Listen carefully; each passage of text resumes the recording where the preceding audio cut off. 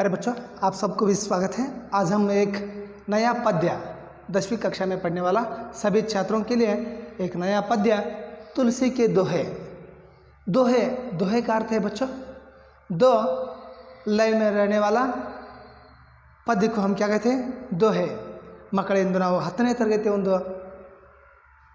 ಹೊಸದಾದಂಥ ಒಂದು ಪದ್ಯ ತುಳಸಿ ಅವರ ಒಂದು ದೋಹೆ ಅನ್ನೋದನ್ನು ಅಭ್ಯಾಸ ಮಾಡೋದು ಮಕ್ಕಳೇ. ತುಳಸಿಗೆ ದೋಹೆ ದೋಹೆ ಅಂದರೆ ಏನಂದ್ರೆ ಈಗ ಅಲ್ಲಿನ ಮಕ್ಕಳೇ ನೀವೀಗ ಅಭ್ಯಾಸ ಮಾಡಿದಿರಿ ತ್ರಿಪದಿ ಸರ್ವಜ್ಞ ತ್ರಿಪದಿಗಳ ಬಗ್ಗೆ ಅಧ್ಯಯನ ಮಾಡಿರಿ. ಹಾಗೆ ಇಲ್ಲಿ ತುಳಸಿದಾಸ್ ಅವರ ಒಂದು ಪ್ರಮುಖ ಒಂದು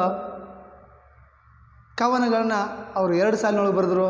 2 ಸಾಲಿನಲ್ಲಿ ಇರುವಂಥ ಒಂದು ಪದ್ಯಗಳನ್ನು ನಾವೇಂತೀವಿ देखो नाम ही वहाँ बताता है दो है, यानी 2 साल में रहने वाला पद्य को हम क्या कहते हैं?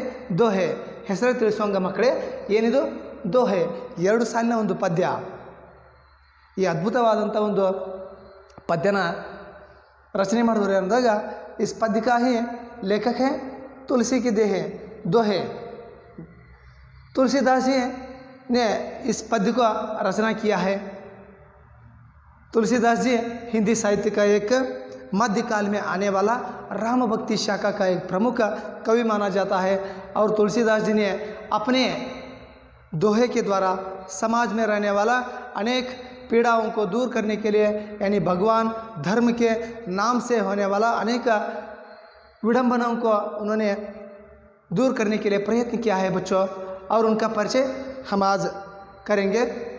तुलसीदास जी का जन्म सन 1532 में उनका जन्म हुआ था. उनका जन्मस्थल है उत्तर प्रदेश के राजपुर में उनका जन्म हुआ था.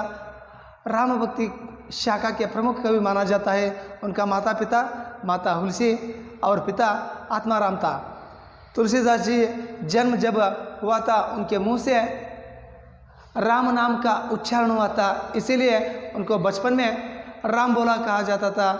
और उनकी प्रमुख रचना है रामचरितमानस, विनय पत्रिका, गीतावली, दोहावली आदि उनकी प्रमुख रचना है. उनका देहांत सन 1632 में उनका जन्म काशी में हुआ था. यहाँ इस पद्य में आपको आने वाला कठिन शब्दार्थ है मुखिया नेता, यानी उसका कन्नड़ में अर्थ है मुखंड नायक, विश्व संसार यानी जगत, किन्ह किया ಮಾಡಿದ, कर्तार सृष्टिकर्ता सृष्टिकर्ता, पय दूध हालू, परिहरी त्यागना छोड़ देना, बिड़ुವುದು वारी पानी नीरू, घट शरीर देह, विपत्ति संकट ತೊಂದರೆ, सुकृति अच्छे कार्य ಒಳ್ಳೆಯ ಕೆಲಸ, जीह जीभ नालिगे, चाहसी चारों ओर 4 कड़े. ये आपका पद्य में आने वाला कठिन शब्दों का अर्थ है बच्चों.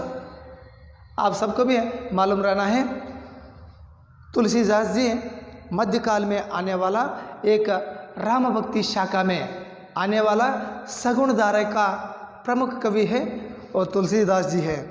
आप सबको भी याद रहना है ಮಕ್ಕಳು. ನಿಮಗೆಲ್ಲರಿಗೂ ನೆನಪಿರಬೇಕು, ನಮ್ಮ ಒಂದು ಮಧ್ಯಕಾಲದೊಳಗೆ ನಾವು 2 ಪ್ರಕಾರವಾದಂಥ ಒಂದು ಶಾಖೆಗಳು ಕರಿತೀವಿ.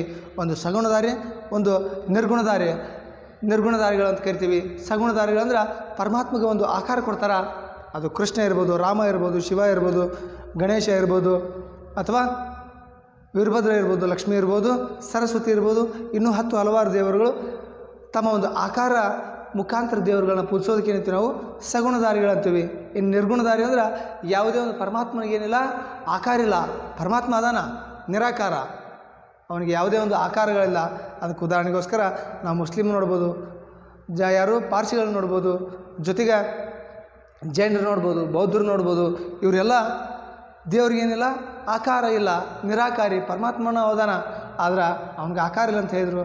ಆದ್ರೆ ಭಗವಂತಗೆ ಒಂದು ರೂಪರೇಷೆಗಳು ನಮ್ಮಂಗೆ ಅವನಿಗೂ ಶರೀರ ಇದೆ ಅನ್ನುವಂಥ ಒಂದು ಶಾಖೆ ಯಾವುದಂದಾಗ ಅದು ಸಗುಣಧಾರೆ. ಸಗುಣಧಾರೆ ಒಳಗೆ ಬರುವಂಥ 2 ಶಾಖೆಗಳು ಬರ್ತವೆ. ಒಂದು ರಾಮಭಕ್ತಿ ಶಾಖೆ, ಇನ್ನೊಂದು ಕೃಷ್ಣ ಭಕ್ತಿ ಶಾಖೆ ಅಂತ ಬರ್ತೈತಿ. ರಾಮಭಕ್ತಿ ಶಾಖೆ ಒಳಗೆ ಬರುವಂಥ ಒಬ್ಬ ಪ್ರಮುಖ ಕವಿಗಳು ಯಾರಂದಾಗ ತುलसीदास जी. आप सबको भी एक कथन के पहले और एक कथन बताना है।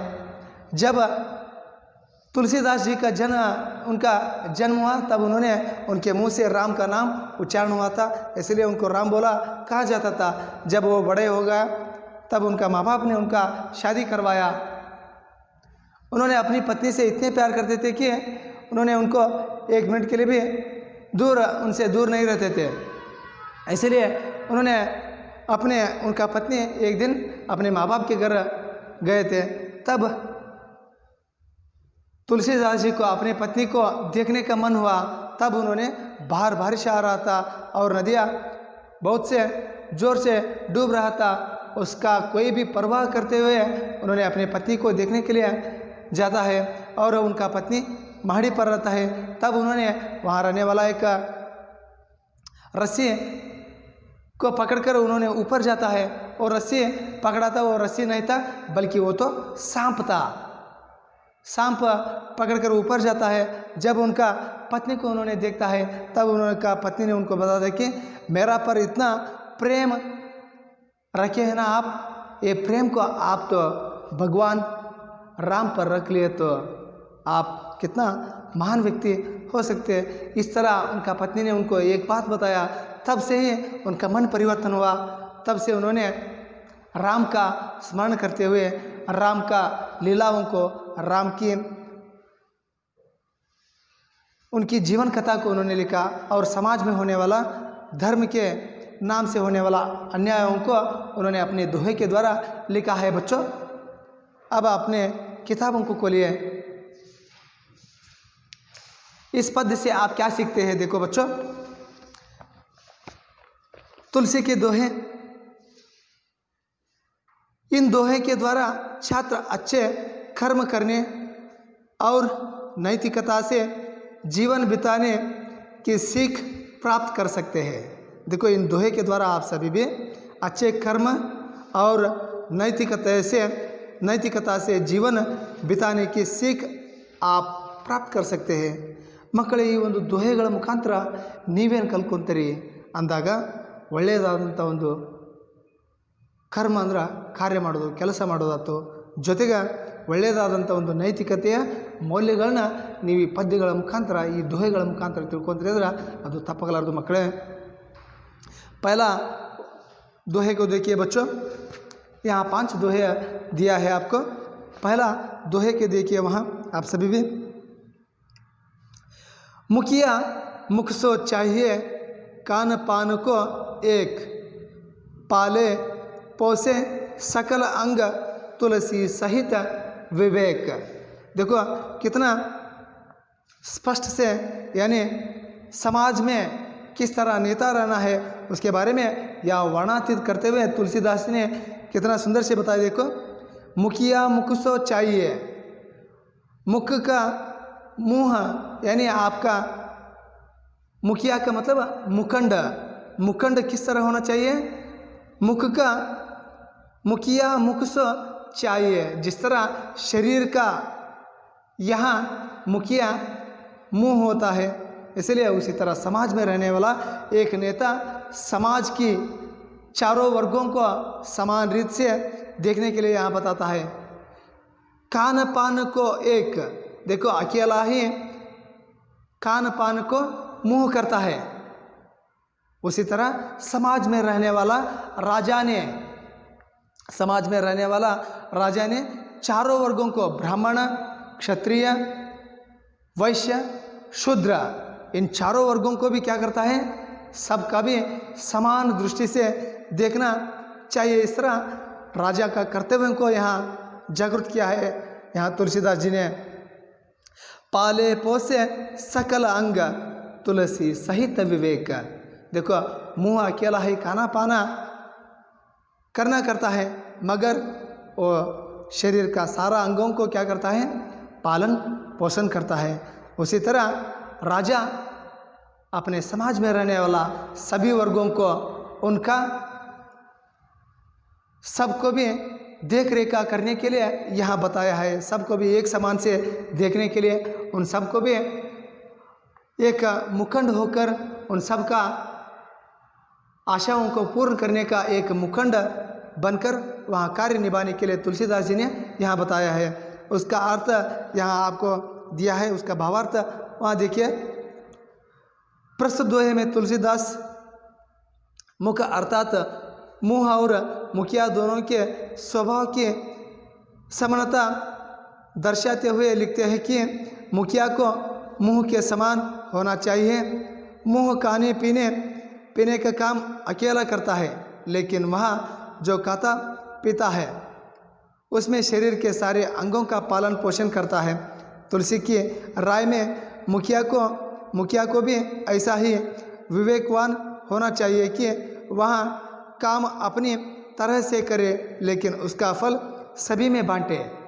देखो आगे यहाँ बताता है कि यह हमारा शरीर का मुंह है ना, वो मुंह ही अकेला खाना पीना करना सभी करते हैं, मगर शरीर का सारा अंगों का पालन पोषण वो सबको भी बांटता है। उसी तरह यहाँ संसार में यानी जगत में एक राजा ने अपने रहने वाला चारों वर्गों को भी एक समान से देखना चाहिए। उनका आशाओं को पूर्ण करते हुए अपने राज्य को एक समान दृष्टि से ले जाने के लिए यह बताता है, और उनकी आशाओं को और उनका फल भी उनको भी बांटने के लिए यहाँ तुलसीदास जी ने कहते हैं। ಮಕ್ಕಳು, ಈ ಒಂದು ಮೊದಲನೇ ಒಂದು ಪದ್ಯದೊಳಗೆ ತುಳಸಿದಾಸರು ಎಷ್ಟೊಂದು ಅದ್ಭುತವಾಗಿ ಹೇಳ್ತಾರೆ ಅಂದಾಗ, ಮುಖಿಯ ಮುಖಸೆ ಚಾಹಿಯೆ, ಈ ಒಂದು ಶರೀರಕ್ಕೆ ಪ್ರಮುಖವಾಗಿ ನಮ್ಮ ಒಂದು ಬಾಯಿ ಅನ್ನೋದು ಏನು ಮಾಡ್ತೈತಿ, ಆಹಾರ ಮತ್ತು ಈ ಯಾವುದೇ ಒಂದು ಪದಾರ್ಥನ ಸೇವಿಸೋದಾತು ಕುಡಿಯೋದಾತು ಮಾಡೋದು ಬಾಯಿ ಒಂದ ಮಾಡ್ತೈತಿ. ಆದ್ರೆ ಈ ಒಂದು ಬಾಯಿ ನಮ್ಮ ಒಂದು ಆಹಾರ ಸೇವನೆ ಆಯ್ತು, ಆ ಒಂದು ಹಾಲು ಗೀಲು ಚಹಾ ಕುಡಿಯೋದು ಕಾರ್ಯ ಮಾಡೋದು ಯಾವುದಂದಾಗ ಅದು ಬಾಯಿ. ಆದ್ರೆ ಶರೀರದ ಎಲ್ಲ ಅಂಗಾಂಗಗಳನ್ನ ಯಾವ ರೀತಿಯಾಗಿ ಬೆಳೆಸೈತಿ, ಈ ಸಮಾಜದೊಳಗೆ ಒಬ್ಬ ಮುಖಂಡ ಆದವ. ಈಗ ಅಲ್ಲಿ ನಿಮ್ಗೆ ಎಲ್ಲರಿಗೂ ಗೊತ್ತಿರ್ಬೋದು, 4 ವರ್ಗಗಳು ಇದ್ದು ಮಧ್ಯಕಾಲದೊಳಗೆ. ಅವು ಯಾವ್ಯಾವ ಅಂದಾಗ ಬ್ರಾಹ್ಮಣ, ಕ್ಷತ್ರಿಯ, ವೈಶ್ಯ, ಶೂದ್ರ. ಇಲ್ಲಿ ಮುಖಂಡನಾದವ ಈ ಒಂದು ಕಾಲಕ್ಕೂ ಸಂಬಂಧಪಡ್ತೈತಿ. ಇಲ್ಲಿ ಒಬ್ಬ ಮುಖಂಡನಾದವ ಇಡೀ ಒಂದು ಸಮಾಜದ ಒಂದು ಒಳಿತಿಗಾಗಿ ಜನರ ಆಶೋತ್ತರಗಳಿಗೆ ಸ್ಪಂದಿಸುವಂಥವಾಗಿರಬೇಕು. ಯಾವ ರೀತಿಯಾಗಿ ಬಾಯಿ ಒಂದ ಉಂಡು ಇಡೀ ಶರೀರದ ಒಂದು ಎಲ್ಲ ಅಂಗಾಂಗಗಳನ್ನ ಯಾವ ರೀತಿಯಾಗಿ ಸಮೃದ್ಧಿ ಮಾಡ್ತೈತಿ, ಅದೇ ರೀತಿಯಾಗಿ ಇಲ್ಲಿ ಒಬ್ಬ ಮುಖಂಡನಾದವ ಇಡೀ ಒಂದು ಸಮಾಜದ ಒಂದು ಏಳಿಗೆಗೋಸ್ಕರ ತನ್ನನ್ನು ತಾನು ಇಲ್ಲಿ ಅರ್ಪಿಸ್ಬೇಕು ಅನ್ನೋದನ್ನ ಹೇಳ್ತಾರೆ. ಇಲ್ಲಿ ಜನರು ಏನು ಮಾಡ್ತಾರೆ, ಅವ್ರನ್ನ ಆರಿಸಿ ಕಳಿಸಿರ್ತಾರೆ. ಆರಿಸಿ ಕಳೆದಂಥ ಒಂದು ಪ್ರಜಾಪ್ರತಿನಿಧಿಗಳು ಜನರ ಒಂದು ನೋವುಗಳಿಗೆ ಸಂಕಟಗಳಿಗೆ ಸ್ಪಂದಿಸಿ ಅವರ ಆಶೋತ್ತರಗಳನ್ನ ಈಡೇರಿಸಬೇಕು. जनताओं ने उनको विजयशाली बनाकर भेजते हैं। उन सब का भी आशाओं को पूर्ण करने के लिए और सदा सिद्ध रहना चाहिए। इस तरह तुलसीदास जी ने किस तरह मुखंड रहना है उसके बारे में यहाँ पहला पंक्ति में बताया है. ಯಾವ ರೀತಿಯಾಗಿ ನಾಯಕ ಇರಬೇಕಂದ್ರಾಗ ಜನರ ಒಂದು ಆಶೋತ್ತರಗಳನ್ನ, ಜನರ ಒಂದು ನೋವು ಸಂಕಟಗಳಿಗೆ ಸ್ಪಂದಿಸಿ ಅವ್ರನ್ನೆಲ್ಲ ಒಂದು ಆಶೆ ಈಡೇರಿಸುವಂಗೆ ಒಬ್ಬ ಮುಖಂಡ ಇರಬೇಕು ಅನ್ನೋದನ್ನು ಮೊದಲನೇ ಪಂಕ್ತಿಯೊಳಗೆ ಹೇಳ್ತಾರೆ ಮಕ್ಕಳೇ. ಎರಡನೇ ಪಂಕ್ತಿ ನೋಡ್ರಿ. ಜಡ ಚೇತನ ಗುಣದೋಷಮಯ ವಿಶ್ವ ಖಿನ ಕರತಾರ ಸಂತ ಹಂಸ ಗುಣ ಗಹಿ ಪಯ ಪರಿಹರಿ वारी विकार. देखो, जड़ चेतन गुण दोषमय, एक पत्थर हो, कोई भी चीज़ हो, कोई भी व्यक्ति हो, कोई भी पशु पक्षी हो, कोई भी संसार में रहने वाला हर एक वस्तु को भी एक अच्छा गुण रहता है और बुरा गुण रहता है, और उसका सबका भी सृष्टिकर्ता है वो सिर्फ भगवान है. और संसार में अच्छे गुण भी रहता है, बुरे गुण भी रहता है. फिर भी संत समाज में संत ऋषि मुनि लोग किस तरह रहना है उसके बारे में तुलसीदास जी ने यहाँ कहते हैं कि संत मुनि किस तरह रहना चाहिए. संत हंस गुण गए ही पया. जिस तरह हम तो हंस के सामने पानी और दूध मिलाकर रख लिए, तो हंस पक्षी के सामने हम तो पानी और दूध मिलाकर रख दिए, तो वहाँ हंस पक्षी ने सिर्फ दूध पीकर वहाँ पानी विकारी को वहाँ छोड़ देता है. उसी तरह समाज में रहने वाला ऋषि मुनियों को तुलसीदास जी ने यहाँ कहता है कि समाज में रहने वाला अच्छे गुणों को अपनाकर बुरे गुणों को क्या करना चाहिए, वहाँ छोड़ देने के लिए तुलसीदास जी ने यहाँ कहते हैं। इसका भावार्थ भी यहाँ आपको दिया, देखो बच्चों, वहाँ ध्यान रखिए। प्रस्तुत दोहे में तुलसीदास जी हंस पक्षी के साथ संत की तुलना करते हुए उसके स्वभाव का परिचय देते हैं। सृष्टिकर्ता ने इस संसार को जड़ चेतन और गुणदोष मिलाकर बनाया है, अर्थात इस संसार में अच्छे और बुरे गुण यानी सार यानी निस्सार समझ ना समझे के रूप में अनेक गुणदोष भरे हुए हैं, लेकिन हंस रूपी साधु लोग विकारों को छोड़कर वहाँ अच्छे गुणों को अपनाने के लिए यहाँ तुलसीदास जी ने बताते हैं। ಮಕ್ಕಳೇ, ತುಳಸಿದಾಸರು ಹೇಳ್ತಾರ, ಈ ಜಗತ್ತನ್ನ ಭಗವಂತನ ಅಂತ ಸೃಷ್ಟಿಕರ್ತ ಯಾವಾಗ ಸೃಷ್ಟಿ ಮಾಡಿದ, ಆ ಸಮಾಜದೊಳಗೆ ಒಳ್ಳೆಯದನ್ನು ನೀಡಿದ, ಕೆಟ್ಟದ್ದನ್ನು ನೀಡಿದ. ಪ್ರತಿಯೊಂದು ಪಕ್ಷಿ ಪ್ರಾಣಿ ಯಾವುದೇ ಒಂದು ಗಿಡ ಮರ ಇರ್ಬೋದು, ಎಲ್ಲದರಲ್ಲೂ ಒಳ್ಳೆಯದು ಕೆಟ್ಟದ್ದು ಎಲ್ಲ ಗುಣಗಳನ್ನು ನೀಡಿದ್ದಾನೆ. ಆದ್ರೆ ಇಲ್ಲಿ ಒಂದು ಸಾಧು ಸಂತರು ಸತ್ಸಂಗರು ಇರುವಂಥ ಒಬ್ಬ ಸಾಧುಗಳ ಗುಣ ಯಾವ ರೀತಿಯಾಗಿರಬೇಕು ಅನ್ನೋದನ್ನು ಇಲ್ಲಿ ತುಳಸಿದಾಸರು ಅದ್ಭುತವಾಗಿ ಹೇಳ್ತಾರೆ. ಮಕ್ಕಳೇ, ಅದು ಯಾವ ರೀತಿ ಇರಬೇಕು ಅಂದಾಗ, ಹಂಸ ಪಕ್ಷಿ ಎದುರಿಗೆ ನಾವು ಹಾಲು ಮತ್ತು ನೀರು ಮಿಶ್ರಣ ಮಾಡಿ ಅದ್ರ ಮುಂದಿಟ್ಟಾಗ ಆ ಹಂಸ ಪಕ್ಷಿ ಏನು ಮಾಡ್ತೈತಿ, ಕೇವಲ ಹಾಲನ್ನು ಮಾತ್ರ ಕುಡಿದು ಅಲ್ಲಿ ನೀರನ್ನು ಬಿಟ್ಟು ಬಿಡ್ತೈತಿ. ಆ ರೀತಿಯಾಗಿ ಈ ಸಮಾಜದೊಳಗೆ ಇರುವಂಥ ಒಬ್ಬ ಸಾಧುಗಳು ಒಳ್ಳೆಯ ಗುಣಗಳನ್ನ ತೆಗೆದುಕೊಂಡು ಕೆಟ್ಟ ಗುಣಗಳನ್ನ ಬಿಟ್ಟು ಬಿಡಬೇಕು ಅನ್ನೋದನ್ನು ಬಹಳಷ್ಟು ಸುಂದರವಾಗಿ ತುಳಸಿದಾಸವರು ಇಲ್ಲಿ ವರ್ಣಾತೀತವಾಗಿ ಹೇಳ್ತಾರೆ. ಮಕ್ಕಳೇ, दया धर्म का मूल है, पाप मूल अभिमान, तुलसी दया न चाड़िए जब लग घट में प्राण. देखो, तुलसीदास जी ने आगे कहता है कि सभी जीव जंतु पर भी हमको दया रहना चाहिए. दया ही धर्म का मूल है. अपना अभिमान को छोड़कर जब तक आपके शरीर में प्राण रहता है तब तक दया को न छोड़ने के लिए यहाँ बताता है.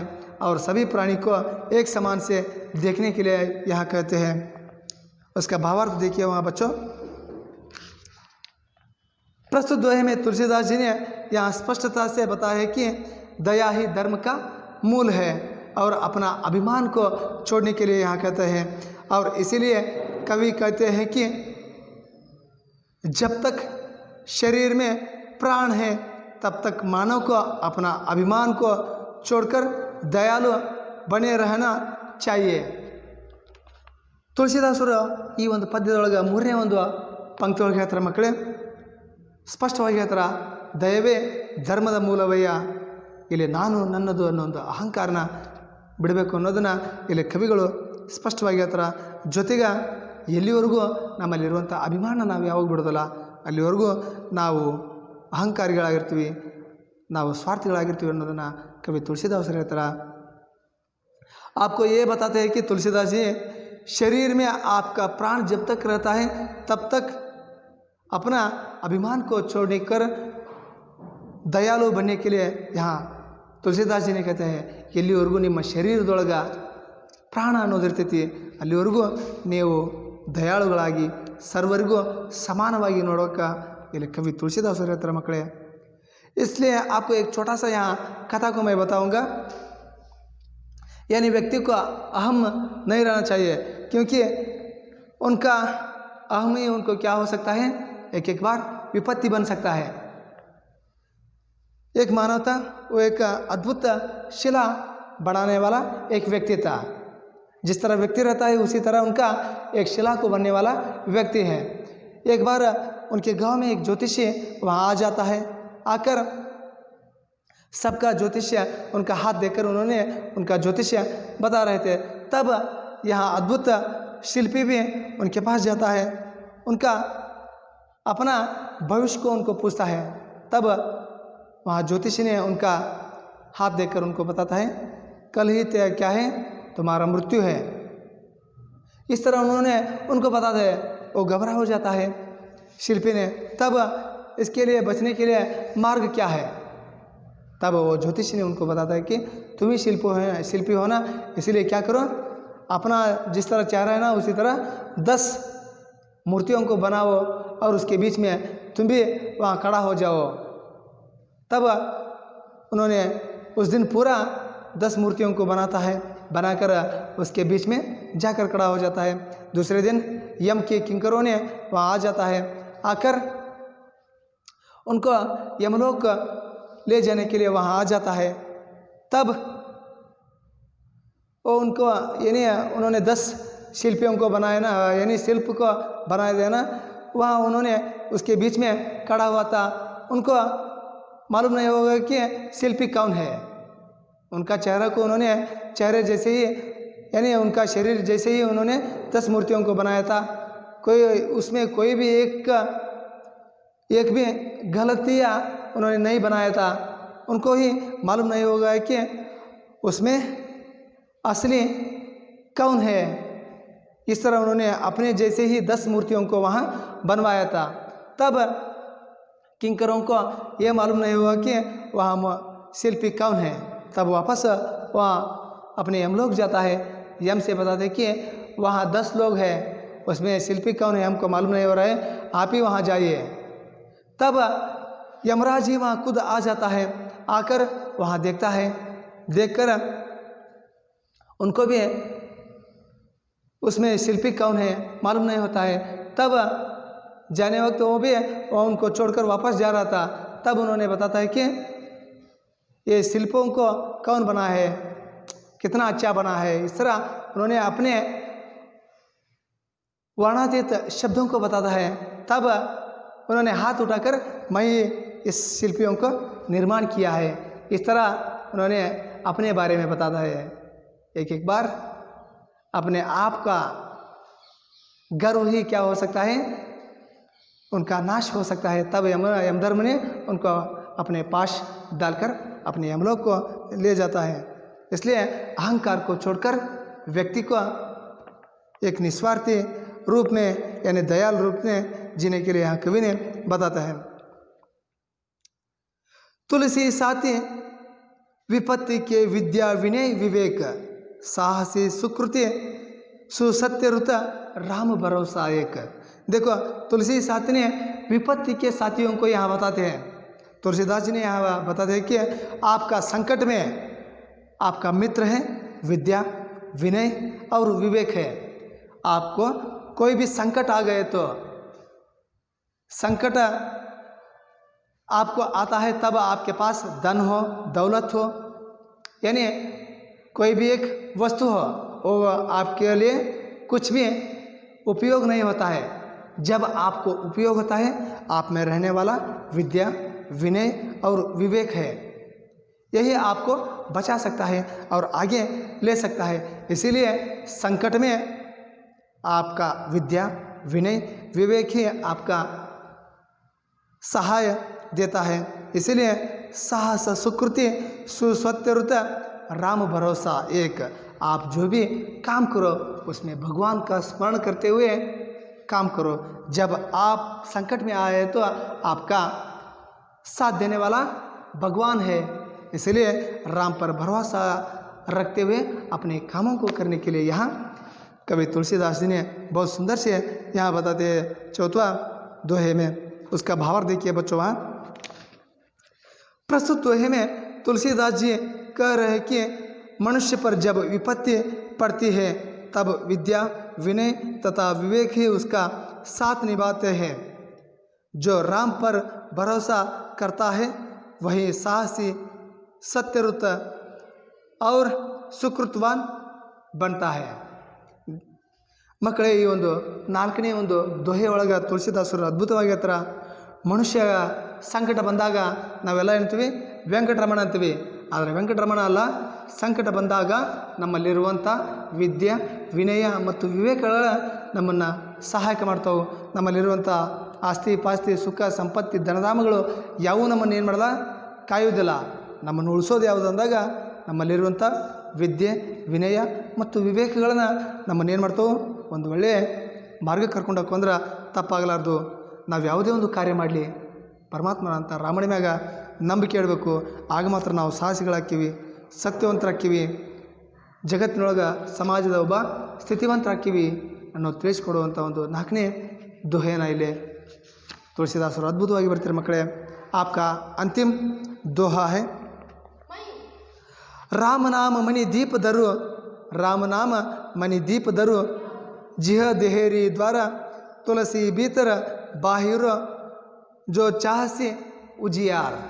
देखो, राम नाम मणि दीप धरो, जिह देहरी द्वारा तुलसी भीतर बाहिर जो चाह से उजियार.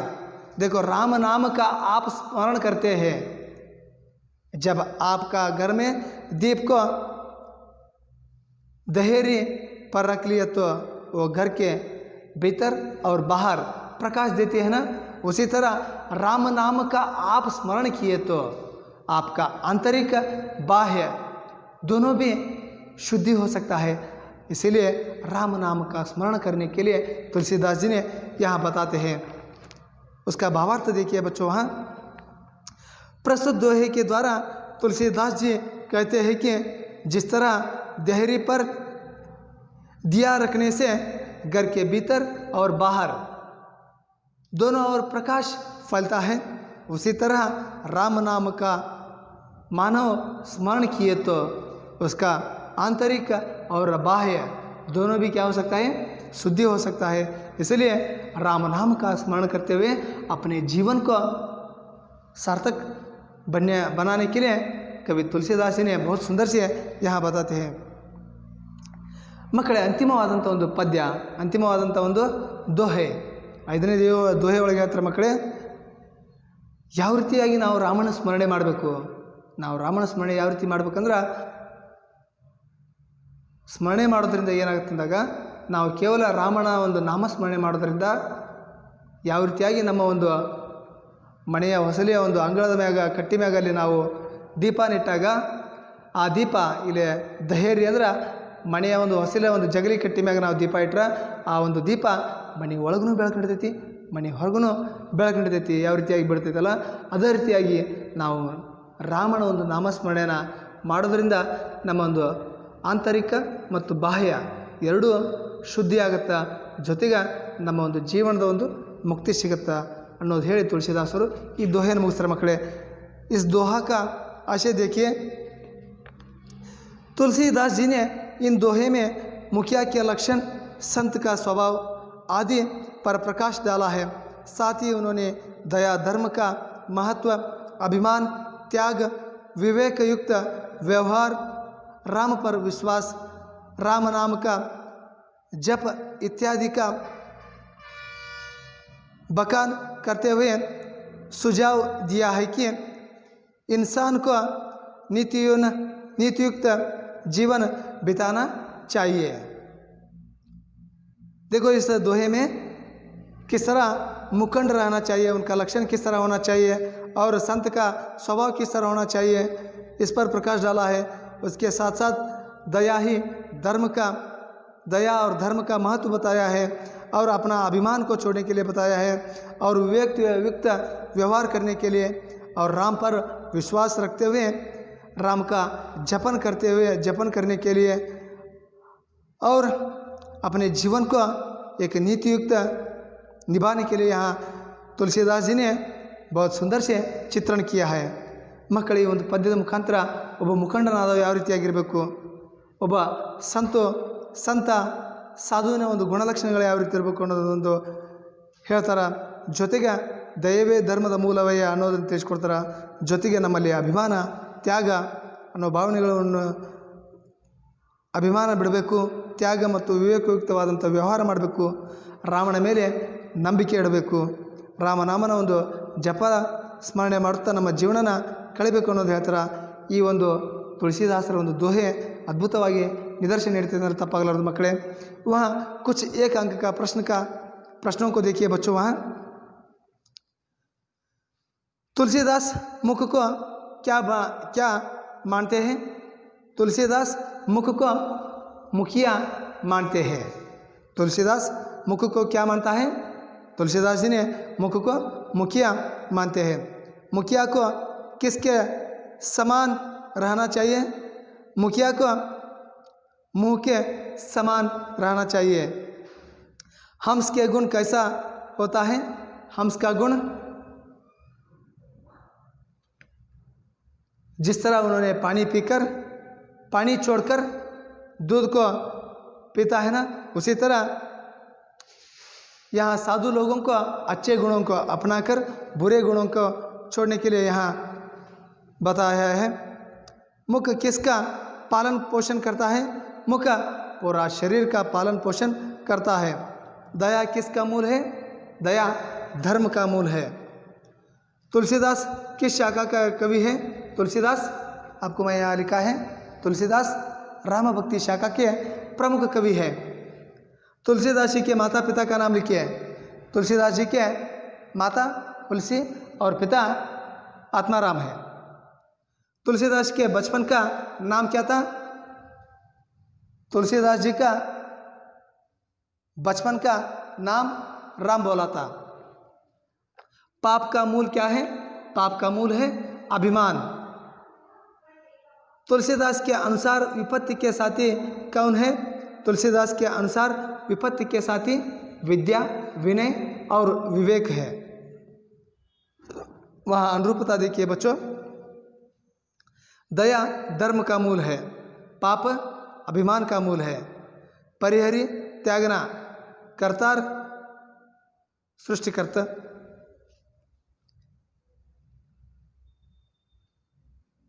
जिह जिब देहरी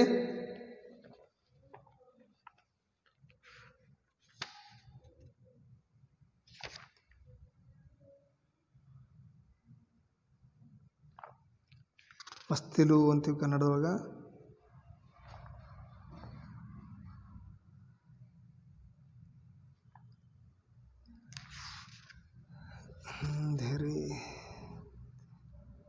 वस्तिलु।